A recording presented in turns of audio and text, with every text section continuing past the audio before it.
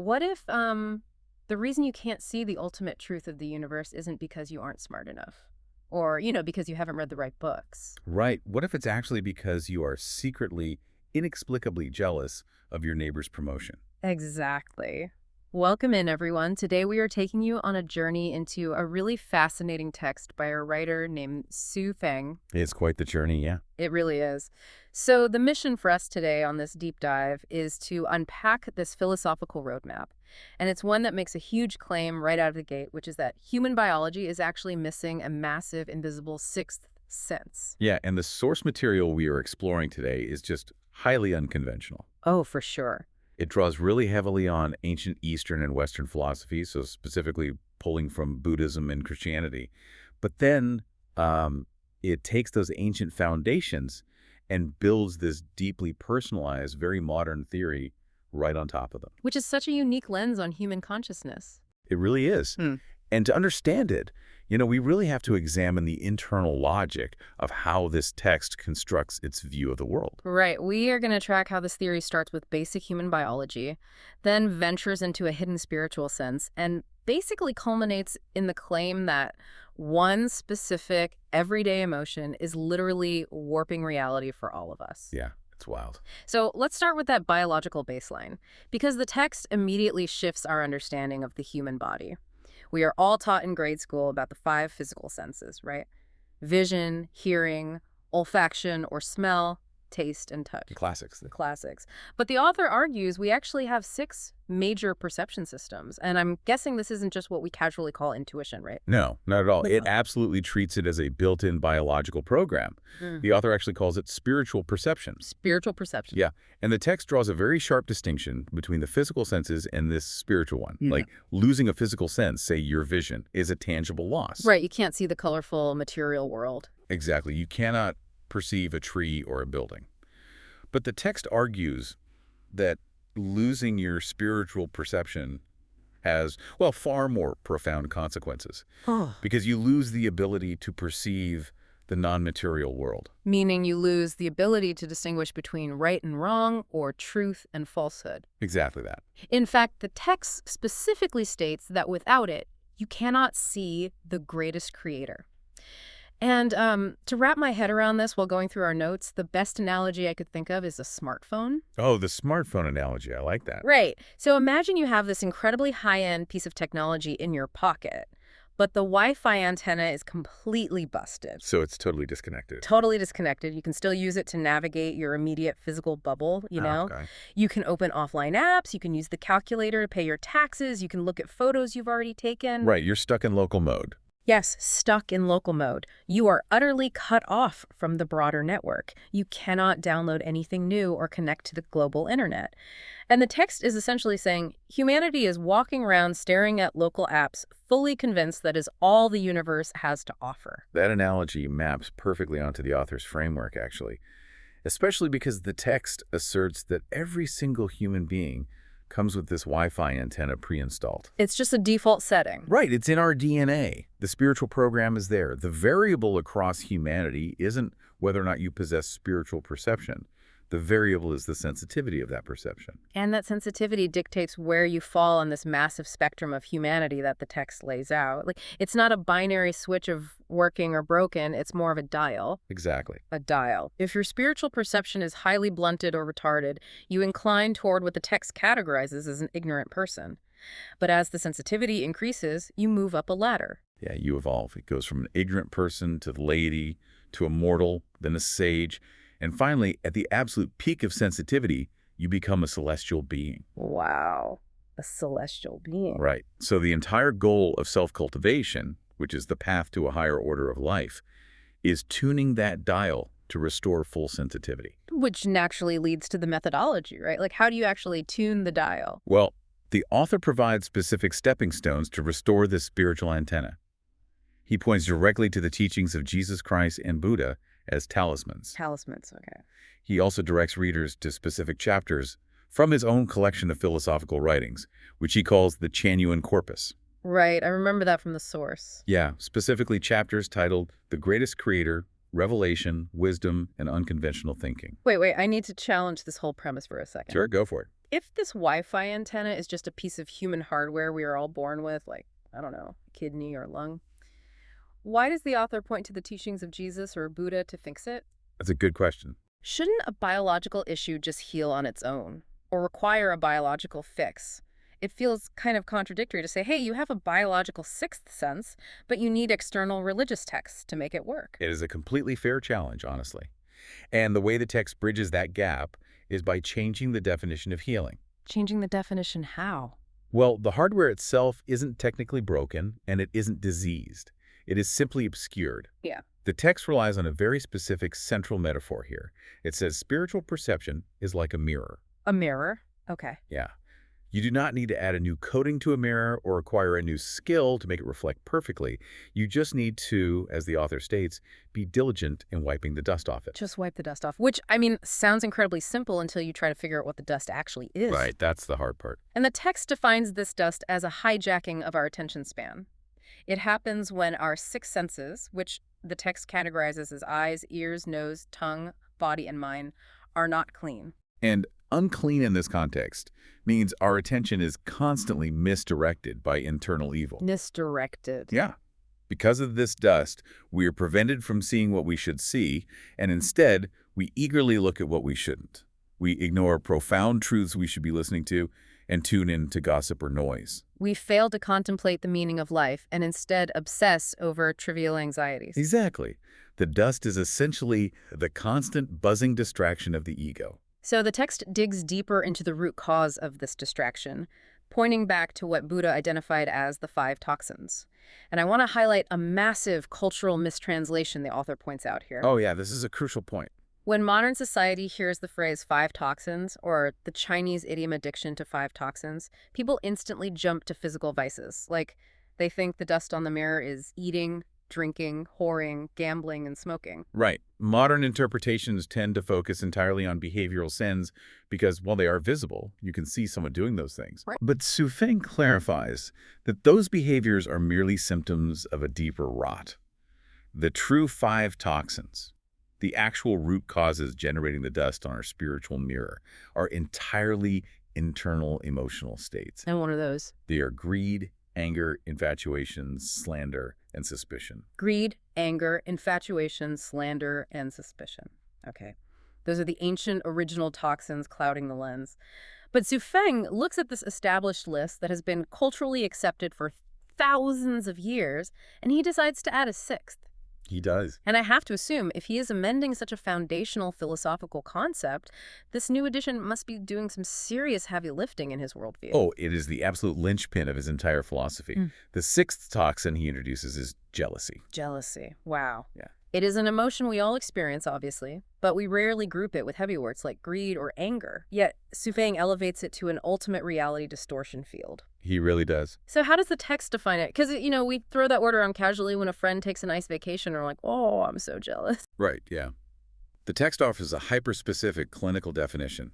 Jealousy is defined as the inexplicable, indignant resentment and feeling of taboo that arises from within when you fail to obtain what someone else possesses. Inexplicable, indignant resentment. That is a wonderfully visceral phrase. It really gets hard. It separates petty envy from true jealousy. Like, it is not just feeling a little bummed out. It is a toxic, simmering hostility that you often cannot even logically explain to yourself. Exactly. And the mechanism of this hostility is catastrophic, according to the text. It argues that jealousy doesn't just put you in a bad mood. It literally causes a distortion and abnormality of the soul. Abnormality of the soul. Yeah, because of jealousy, people will create trouble out of absolutely nothing. It is the root cause that disturbs harmony, creates friction and wars, sows discord in communities, and it basically makes people commit irrational acts of cruelty for no logical reason. It is painted as an incredibly active, aggressive force. Like, it ruins a person's temper and makes them ferocious. The text treats jealousy not as a passing feeling, but as a literal blindfold that completely hoodwinks the spiritual eyes. A total blindfold. You are no longer interacting with the physical world as it is. You are interacting with your own warped projections. Yeah, it alters the true nature of matter in the mind of the observer. When you look at someone through the lens of jealousy, you do not see a fellow human being. What do you see? You see a reflection of your own lack. your own insecurities projected outward as hostility. It actively leads the mind toward evil and illusion, rendering that biological Wi-Fi antenna completely useless. Which brings us to a really fascinating turn in the source material.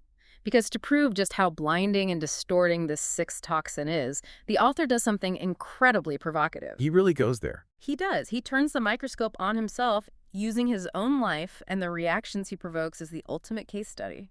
Now, we should pause here and note for you listening, our job today isn't to validate, debunk, or judge the author's personal claims. Right, exactly. We are simply exploring the fascinating way he uses these claims as a stress test for his own followers and his philosophical framework. We are staying totally neutral here. That is vital context, yeah. Within the text, Xu Feng presents a series of massive, world-shifting self-claims. He states plainly that he is the person with the highest wisdom, the greatest man in history, the messenger of the greatest creator, and the incarnation of Jesus Christ and Buddha. Unbelievable. And he also makes it a point to mention that he naturally attracts the love of many women. I mean, those are astronomical claims. If anyone walks into a room and announces they are the incarnation of Jesus and Buddha and the wisest person in human history, the natural human reaction is going to be heavy skepticism. Yeah, pushback. Yeah, pushback or even outright fury. I would guess most people reacting to those statements do not politely nod. They get incredibly angry. So how does the text interpret that inevitable backlash? Well, this is where the internal logic of the text creates a fascinating closed loop. The author argues that the anger, hostility, and enmity directed at him by his detractors are not the result of rational skepticism. So it's not logical disagreement. Nope. The text claims the deepest root of all this hostility is solely jealousy. Wow. So any rejection of his extraordinary claims is instantly categorized as a symptom of the sixth toxin. Yes, the text argues that because these observers are deeply infected with jealousy, they refuse to listen to him. And even if they do sit down to listen, they are not practicing what Buddha called correct hearing. What are they doing instead? They are listening with an evil heart.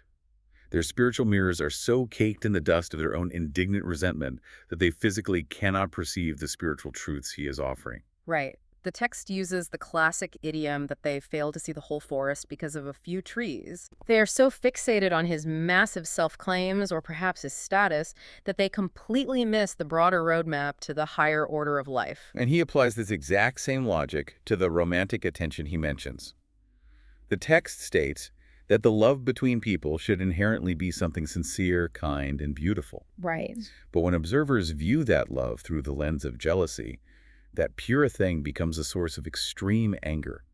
People end up simmering with this inexplicable, overwhelming indignation. Twisting a beautiful connection into an ugly, gloomy mess entirely within their own minds. Yeah, purely because of the observer's jealousy. It is a brilliant rhetorical defense mechanism, honestly. By defining jealousy as a reality distortion field that makes you inherently hostile, the text sets a trap. It absolutely is a trap. If you accept his teaching, you are diligently wiping your mirror clean. But if you reject his teaching with anger, you are simply proving his point. Your anger is the empirical evidence that jealousy has hoodwinked your spiritual eyes. It perfectly illustrates the stakes of his philosophy. As the text poetically describes it, because of jealousy, the bright universe is overcast with dark clouds. Wow. A peaceful world is turned into a gloomy mess. A smooth life is filled with unnecessary twists and turns, and the pure soul is defiled. Jealousy is the mechanical force that ruins objective reality. So if jealousy is this ultimate, unavoidable blindfold, the next logical step isn't just telling people to take off the blindfold. It seems the application of this philosophy would require actively walking through a world designed to trigger that exact emotion, right? Yeah, to build up an immunity to it. Exactly. How does a person actually put this into practice? The practical application is built into the concept of Life Chanyun. For anyone unfamiliar with the text, Life Chanyun isn't just an abstract state of mind. What is it then? It is presented as a literal community framework, both a physical living environment and a digital collective that the author is trying to build for his followers. Okay, a community. Yes. He states that the process of building Life Chanyun is the absolute best method for self-refinery and self-cultivation. But he makes it explicitly clear that joining or building this community is not going to be a peaceful walk in the park. The author specifically says he has intentionally created what he calls steep mountains and tortuous rivers for his followers to navigate. Right. He is metaphorically describing the severe obstacles emotional triggers, and ideological challenges embedded directly into his teachings and the structure of the community itself. Reading this, I kept picturing a spiritual escape room or a high-stakes emotional obstacle course. That's a great way to look at it. The author is essentially broadcasting to his followers, look, I'm going to put things directly in your path, including my own massive self-claims that will trigger your deepest skepticism, your anger, and specifically your jealousy. Yep. And dealing with those triggers, recognizing them as the dust on your own mirror and forcing yourself to wipe them away, that is the workout. The obstacles are not bugs in the system. They are the entire feature. It is a trial by fire. The text makes it clear that crossing these tortuous rivers and scaling these steep mountains is the only way forward. What's the reward if you do? Well, if you can navigate your own emotional reactions, if you can overcome the reality distortion field of jealousy and the other 5 toxins, the text promises a profound reward. You will see beautiful flowers in front of you. Beautiful flower. Yeah, you'll enjoy the picturesque scenery beyond the mountains, which represents reaching that higher order of life. But the stakes of failing this obstacle course are incredibly high, aren't they? The text says, if you let the jealousy win, you are familiar with Eastern spiritual concepts. Sure. So transmigration refers to the endless, exhausting cycle of rebirth and suffering. The text is very blunt. If you cannot clean the mirror, you stay exactly where you are. You just freeze. Right. You will not be able to move forward, and you will be condemned to endlessly repeat the same painful cycles across lifetimes without ever evolving your spiritual perception. Let's zoom out a bit and recap the massive journey we just took through this framework. We started with the premise that humans are biologically equipped with 6 senses, not 5. Yeah. We have a built-in spiritual Wi-Fi antenna meant to connect us to the universe and the ultimate truth of the greatest creator. But for most of us, that perception is completely blocked because our internal mirror is covered in the dust of our own misdirected attention. Right. And we explored how that dust is made up of the classic 5 toxins: greed, anger, infatuation, slander, and suspicion. Classic. But crucially, the author adds the ultimate blinder, which is the 6th toxin of jealousy. This deep, inexplicable, indignant resentment that literally distorts how we see the world, causing us to project our own internal darkness onto pure things and pure people. And to stress test this theory, the author uses the extreme hostility toward his own controversial claims as a case study. He sets up this spiritual obstacle course where the only way out is straight through your own emotional triggers. It is a demanding, incredibly complex framework for viewing human interaction. It really is. It requires an intense level of self-scrutiny. And, it leaves us with a fascinating new concept to consider regarding how we structure our world. Absolutely. So, to you listening, we want to leave you with a final thought to mull over as you go about your day. Consider what society would actually look like if we treated spiritual perception as a biological reality, just like vision or hearing. Oh, wow. Imagine a legal system or an education system built around that premise. What if a witness in a courtroom wasn't just cross-examined on where they were physically standing, but a judge had to evaluate if their spiritual mirror was too clouded by the dust of jealousy to give an accurate testimony? That would be wild. Right. If we truly possess a 6th sense that dictates our ability to see objective reality, our entire society is currently operating blindfolded. It really shifts the entire burden of proof from what is happening outside of us to the cleanliness of the lens inside of us. It really does change everything. Think about your own life. The next time you feel a sudden, inexplicable flash of resentment towards someone else's success, ask yourself, is this really about them? Or is it just a speck of dust that has momentarily hoodwinked your own spiritual eye? That's a powerful question to leave off on. Thank you all for joining us on this deep dive into the hidden senses and the true cost of jealousy. Keep your mirrors clean out there, and we will catch you on the next one.